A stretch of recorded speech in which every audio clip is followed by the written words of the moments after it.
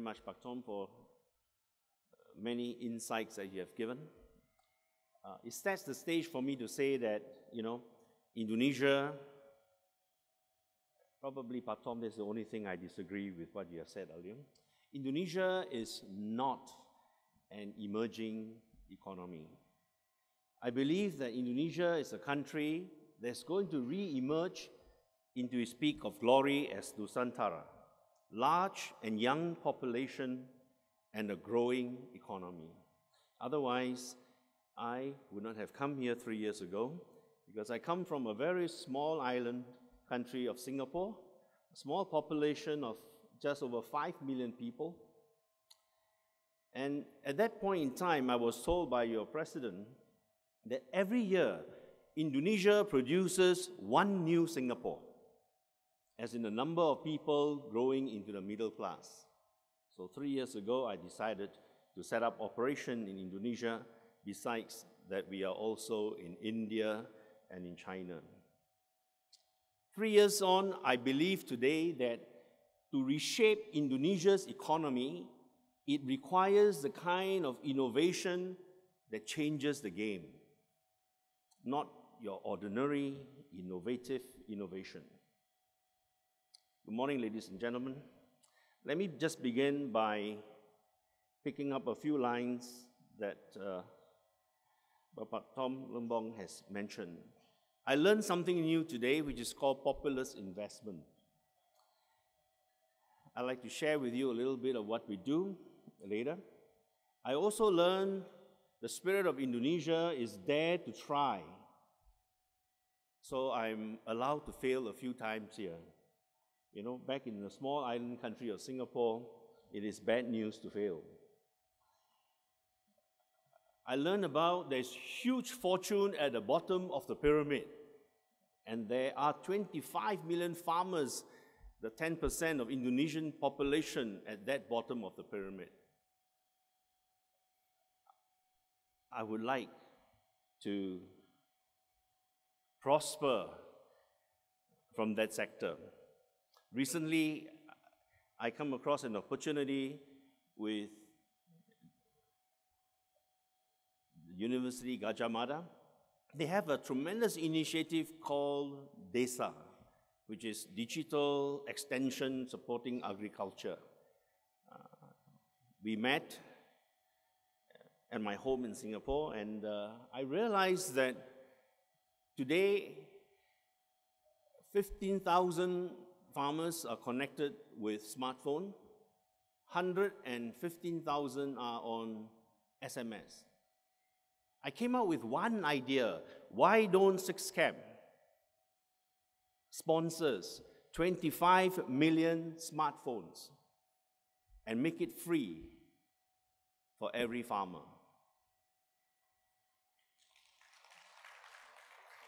It's only an idea. But 3 years from today, I hope to come back to this platform and see that idea become fruition. But actually, I'm sponsoring the first 100,000 smartphones for this initiative, and I think we will be taking it off.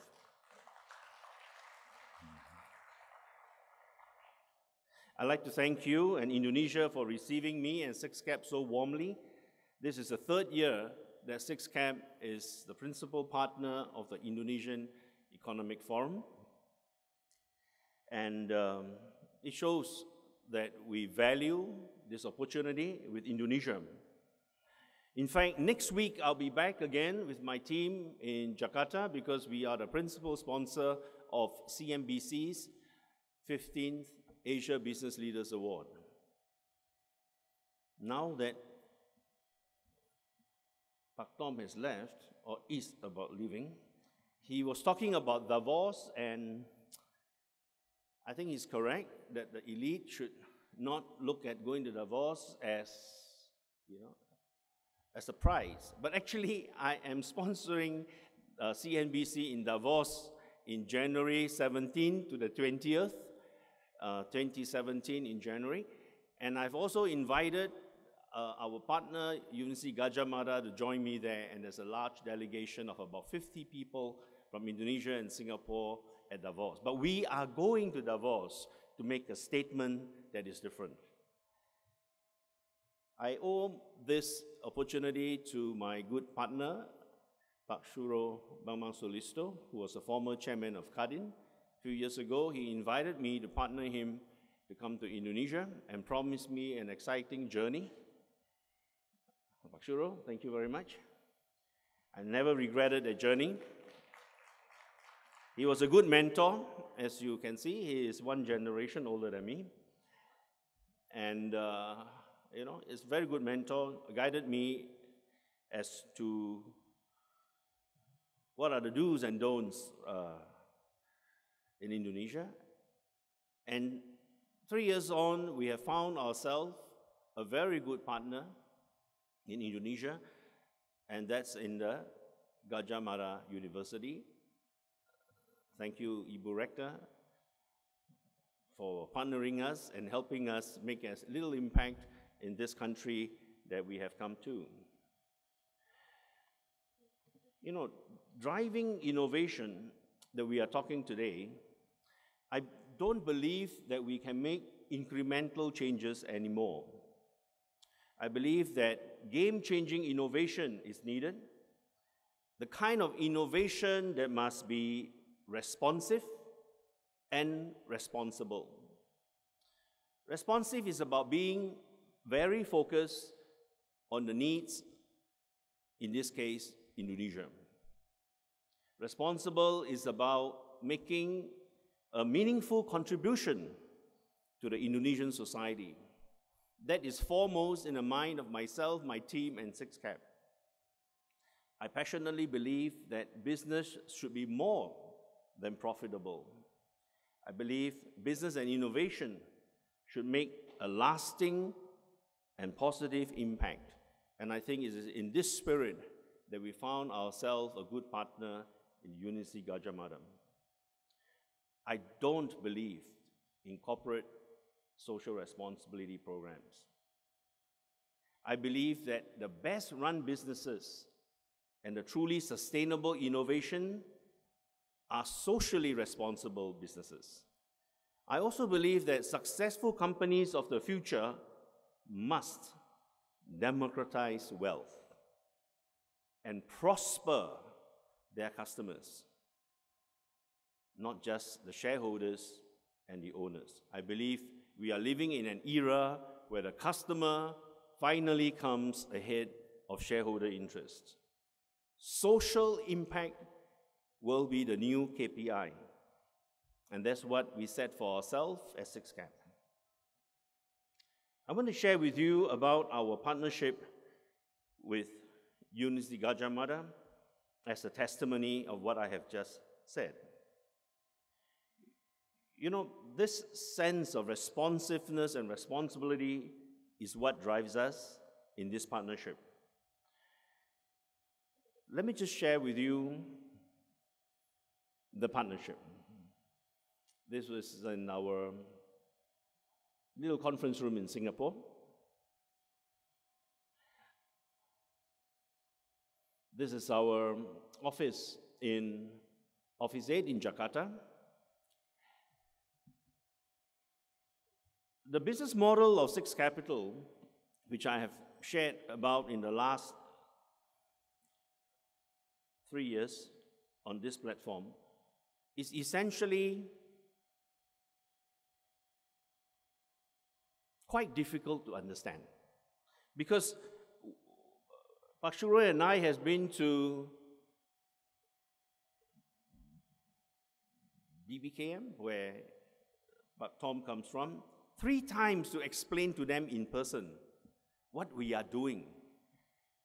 And they have to figure out where we come under. Because we make no money in Indonesia. So why are we here? So I was trying to share with them a business model that we basically are imparting a life skill that can help people make a lifelong income. I come from the background of a foreign exchange trader. In 1981, I started foreign exchange, and I was then the youngest chief dealer in Singapore. And then I became the chief dealer of Union Bank of Switzerland, based in Tokyo. For 30 years, I have developed one skill, which is how to trade the financial markets, in particular, the foreign exchange markets. When the global financial crisis came in 2008, I saw an opportunity where the world of foreign exchange will forever change. There will no longer be high-paid super dealers because there is no more need for them. Banks will not be allowed to take speculative position. As you can see now, the Volcker rule passed in 2012 has actually banned all banks from making speculative trading. It is in that context that I saw a problem in the foreign exchange markets, because foreign exchange market is very different from any other markets. There's no physical exchange for buyer and seller to meet. And the only time you can have a physical encounter is to go to the money changer. The foreign exchange market is a counterparty market. The prices that you get for your currency is actually made by the top 10 banks of the world, for which I belong to one in my early days. Now, if the top 10 banks of the world are not allowed to make proprietary trading, then who is going to make markets? It is in that context that I started a business model where SIXCAP would like to be the liquidity provider to the world of foreign exchange. And how do we do that? What we have done is actually now we have trained an army of, we call them alpha traders. Traders, they are being trained to trade in a structured manner on dummy accounts. There's no money involved. I'm one of those that now own 73,000 traders across the world, 20,000 in Indonesia, and I do not worry at all because they all trade dummy accounts. 10.2 million dummy trades were executed last year, and we have an algorithm based in London. You will hear from Dr. Abdullah Kablan, who develops for us the algorithm we call Rice Bowl. Rice Bowl selects about 5 to 20% of these dummy trades and in real time send it into the live markets where profit and loss occurs. We are not a speculative company. We do not participate in the profit and loss of foreign exchange trading. We have a host of customers, from hedge funds to high net worth individuals, who could not find anybody to trade for them in currency, so they basically buys and copies our trade for a fee. So we are fee-based from that perspective.